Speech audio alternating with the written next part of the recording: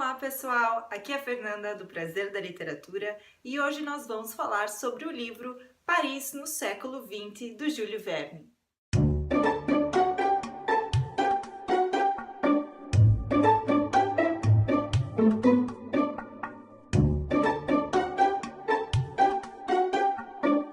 Antes de tudo, eu gostaria de avisar vocês que já tem resenha escrita desse livro, então eu vou deixar o link aqui embaixo para quem tiver interesse em ler. Eu acredito que muitos de vocês já tenham ouvido falar em Júlio Verne. Ele foi um dos grandes nomes da literatura francesa do século XIX. Ele escreveu diversos livros como Viagem ao Centro da Terra ou 20.000 Léguas Submarinas. Então ele já é um autor que está na minha lista de leituras há muito tempo. Só que eu nunca tinha tido a oportunidade ou a iniciativa de pegar um livro do Júlio Verne para ler. Essa edição que eu tenho aqui, que é uma edição de 1994, publicada pela editora Ática, é uma edição que já está aqui rolando pelas minhas estantes há muito tempo. Então, de vez em quando me dá aquele impulso de olhar para um livro na minha estante, aquele livro que está lá há bastante tempo sem ser lido, e escolhê-lo para ler. Então, resolvi dar essa chance para Paris no século XX, do Júlio Verne. De acordo com as informações nesse livro, essa edição da Ática foi a primeira edição traduzida para o português desse livro do Júlio Verne. Aliás, esse livro do Júlio Verne não foi publicado durante a vida do autor. Esse livro foi rejeitado pelo editor. Ele só foi publicado em 1989, quando o manuscrito desse livro foi encontrado por um dos bisnetos do Júlio Verne. Esse livro foi escrito provavelmente por volta de 1863, então foi bem no início da carreira do Júlio Verne. Ele já tinha publicado 5 Semanas em um Balão e tinha tido bastante sucesso. Quem publicou esse primeiro livro do Júlio Verne foi o editor Hetzel, com quem o Verne trabalhou por grande parte da sua vida. E quando o Júlio Verne apresentou esse segundo livro, Paris no século XX, ao editor Hetzel, ele negou categoricamente. Essas informações estão aqui no prefácio dessa edição e eu achei muito interessante ter esse contexto de produção, esse contexto histórico antes da leitura do próprio livro. Segundo o prefácio também, o Hetzel, o editor, não gostou desse manuscrito do Júlio Verne por causa dos neologismos, que são palavras que o Júlio Verne inventou, por causa de alguns diálogos que são muito longos e cansativos, na opinião do Hetzel, e também por causa do protagonista, o Michel, que não é um protagonista muito ativo e que ele dizia que parecia um pavão com os seus versos.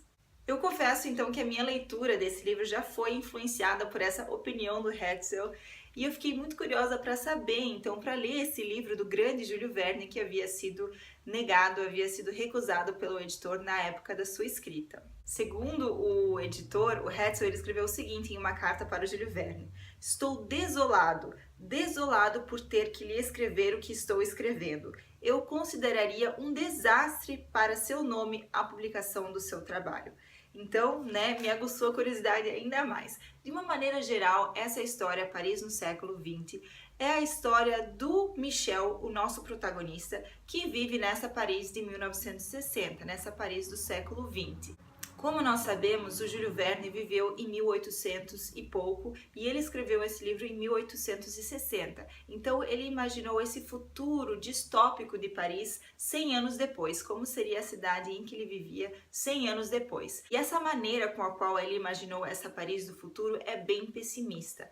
Essa nova Paris é uma Paris focada na industrialização, é uma cidade moderna com diversos trens que passam por sobre as ruas, existem novas fontes de energia, diversas novas tecnologias, mas nesse momento de industrialização e nessa cena de mecanização do trabalho, mecanização do ser humano, as letras e as artes foram deixadas de lado. Ninguém mais lê nessa sociedade. Aliás, os grandes escritores do século passado, do século XIX, já haviam sido esquecidos. Ninguém lembrava mais de Victor Hugo, ninguém sabia quem Flaubert tinha sido.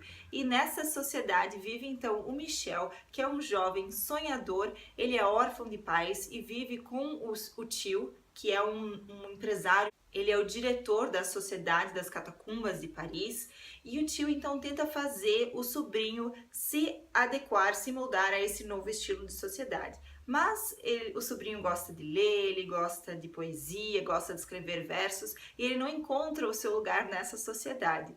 A vida dele muda então quando ele sai da casa dos tios e ele encontra em uma biblioteca, que aliás já se tornou uma espécie de museu, ele encontra um outro tio perdido, o irmão da sua falecida mãe, o tio Huguenin, que é um bibliotecário. Então os dois se reencontram, ele já é um tio velhinho e eles começam a dividir esse amor que eles têm pela literatura e esse amor que está cada vez mais abafado, oprimido, até mesmo proibido.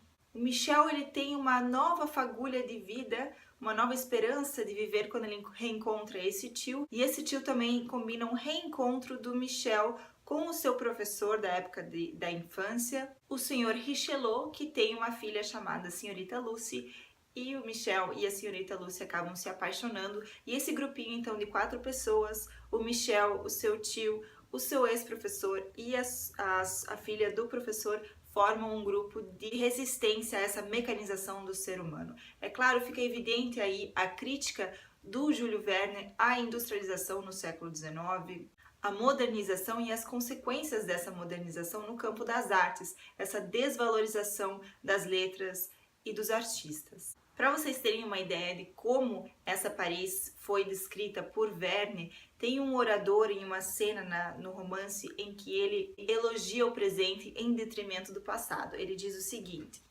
né, esse é um trecho do romance. O orador prosseguia sem vacilar, lançou-se de corpo e alma ao elogio do presente em detrimento do passado. Entoou a litania das descobertas modernas. Deu mesmo a entender que, nesse aspecto, o futuro pouco teria a trazer. Falou com desprezo benevolente da pequena Paris de 1860 e da pequena França do século XIX.